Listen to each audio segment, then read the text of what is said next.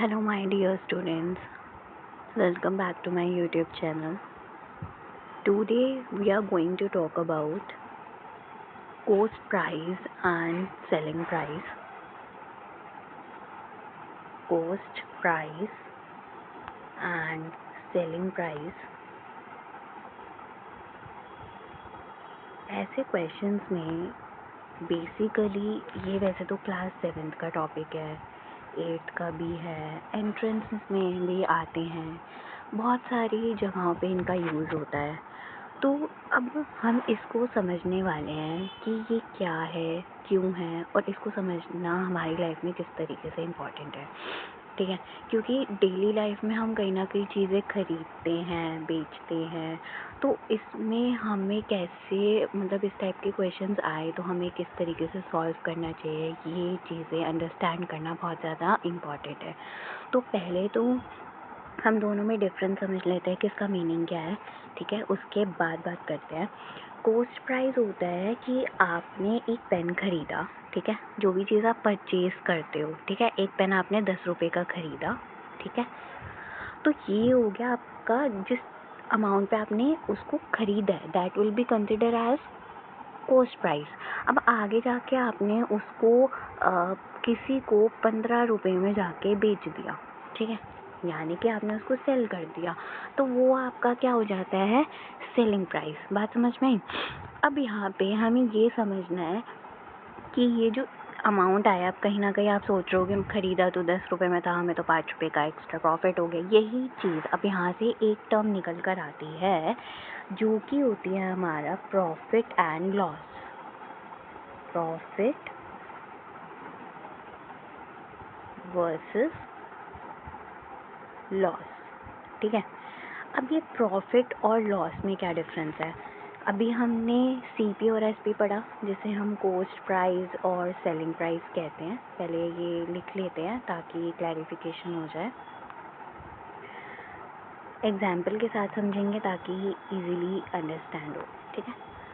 अब यहाँ पे प्रॉफिट कब होता है, जब हमारा सेलिंग प्राइस कॉस्ट प्राइस से ज़्यादा होता है। जैसे अभी हमने एक एग्जांपल लिया था ना कि मैंने एक 10 रुपये का पेन ख़रीदा, लेकिन मैंने आगे जाके किसी को 15 रुपये में जाके बेच दिया, ठीक है, तो मेरा सेलिंग प्राइस ज़्यादा था, तो मुझे उस टाइम पे कितने रुपए का प्रॉफिट हो गया भाई, 5 रुपये का मुझे प्रॉफिट हो गया। अब यहाँ पे लॉस कब होगा, जब मेरा कॉस्ट प्राइस ज़्यादा होगा, ठीक है। बात समझ में आई। अब जैसे सेम एग्जांपल लेते हैं कि मैंने 10 रुपये का पेन ख़रीदा, लेकिन मैंने आगे जाके किसी को 7 रुपये में पेन बेच दिया, तो भाई मुझे लॉस हो गया, क्योंकि यहाँ पे मेरा कॉस्ट प्राइस ज़्यादा है। यहाँ पे मेरे को कितने रुपए का लॉस हुआ, 3 रुपये का मुझे क्या हो गया, लॉस हो गया। तो ये कॉन्सेप्ट जो है यहाँ पे ये रिलेशन होता है cost price, selling price, profit and loss का, ठीक है। अब हम इसमें ये भी देखेंगे कि इस क्वेश्चन को सॉल्व कैसे करना है, ठीक है। तो एक एग्जांपल लेके समझते हैं, ठीक है। अब हाँ, एक और चीज़ जो आपको समझनी चाहिए कि हम प्रॉफिट परसेंट और लॉस परसेंट कैसे निकालते हैं, ठीक है। Profit percent and loss percent, ये एक टॉपिक आ जाता है आपका, profit percent and loss percent, ठीक है। तो यहाँ पे इसको निकालने से पहले मैं आपको एक चीज़ क्लियर कर दूँ कि आपके पास प्रॉफिट होना चाहिए, लॉस भी आपको होना, मतलब लॉस भी आपको पता होना चाहिए, मतलब दोनों चीज़ें आपके पास हों, ठीक है, तभी आपका प्रॉफिट परसेंट और लॉस परसेंट निकल सकता है। अदरवाइज़ इसका फॉर्मूला बहुत इजी है। तो अगर मुझे प्रॉफिट परसेंट निकालना है तो जी मैं क्या करूँगी, प्रॉफिट अमाउंट को प्रॉफिट अमाउंट में सीपी यानी कि कॉस्ट प्राइस इनटू 100 कर दूँगी। सिमिलर अगर मुझे लॉस निकालना है तो लॉस अपॉन में सीपी इनटू 100। अब क्वेश्चन आता है कि यार दोनों जगह पे सीपी क्यों लिखा। अब आप खुद सोचो कि आपको कॉस्ट प्राइस के बेसिस पे ही तो पता चलेगा कि इंसान को प्रॉफिट हो रहा है कि लॉस हो रहा है, इसीलिए हमारा बेस जो है, जो हमारा डिनोमिनेटर है वो सीपी रहता है। बात समझ में आ गई। अब नेक्स्ट लेते हैं, ठीक है। अब क्वेश्चन आता है कि चलो प्रॉफिट लॉस ये कैसे निकालेंगे, ये क्वेश्चन माइंड में आ रहा होगा। तो अब इसको निकालने की कोशिश करते हैं। एक हमने अभी एग्जाम्पल लिया था, वही वाला लेते हैं। 10 रुपये का पेन ख़रीदा। अभी तो बहुत छोटे एग्जाम्पल है, बट जब हम क्वेश्चंस करेंगे तो उसमें थोड़े से अमाउंट बड़े भी हो जाएंगे। अभी सिर्फ इस कॉन्सेप्ट को समझने के लिए मैं आपके सामने जो है बहुत स्मॉल अमाउंट्स रखी हूँ, ताकि आप इजीली उसको अंडरस्टैंड कर सकूँ। ठीक है, तो जब हम क्वेश्चन की प्रैक्टिस करेंगे तब इजीली क्लियर हो जाएगा। ठीक है, तो 10 रुपये का मेरा ये कॉस्ट प्राइस था।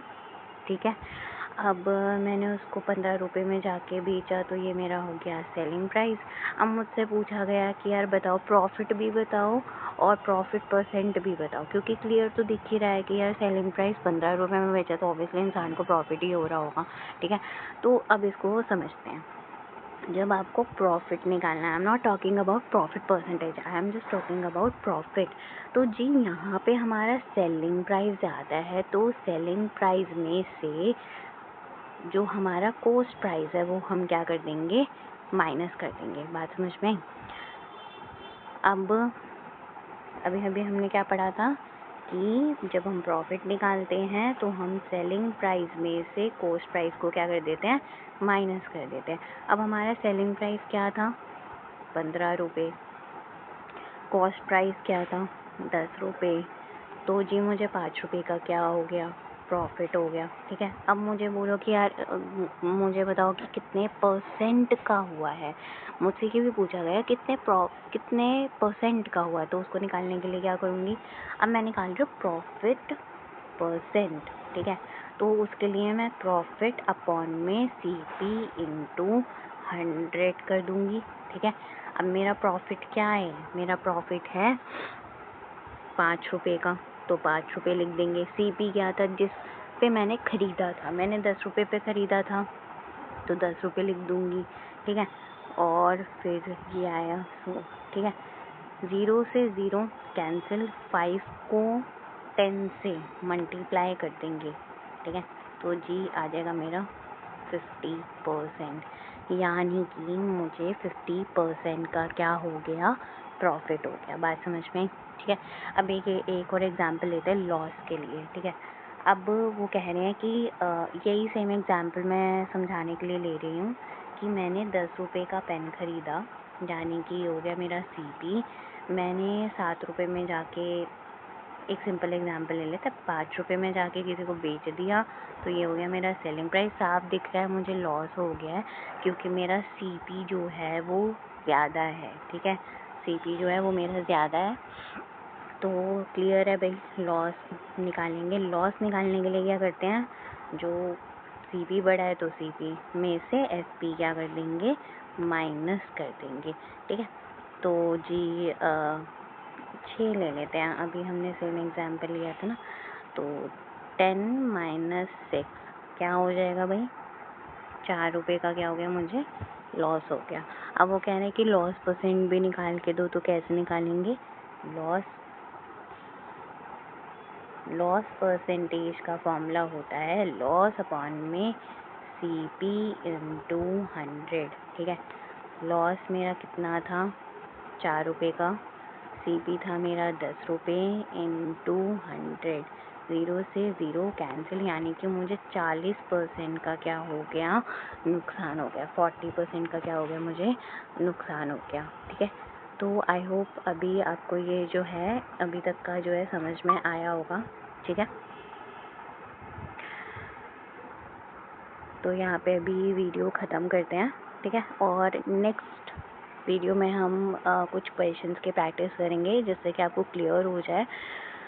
ओके, एंड हम आगे जो है कुछ टॉपिक्स के बारे में भी डिस्कस करने वाले हैं, लाइक कि जो 8th में आते हैं या एंट्रेंस एग्ज़ाम्स में आते हैं, डिस्काउंट पे, टैक्स पे, इन सब पे हम डिस्कस करेंगे। तो आई होप आपको ये कॉन्सेप्ट समझ में आया होगा, एंड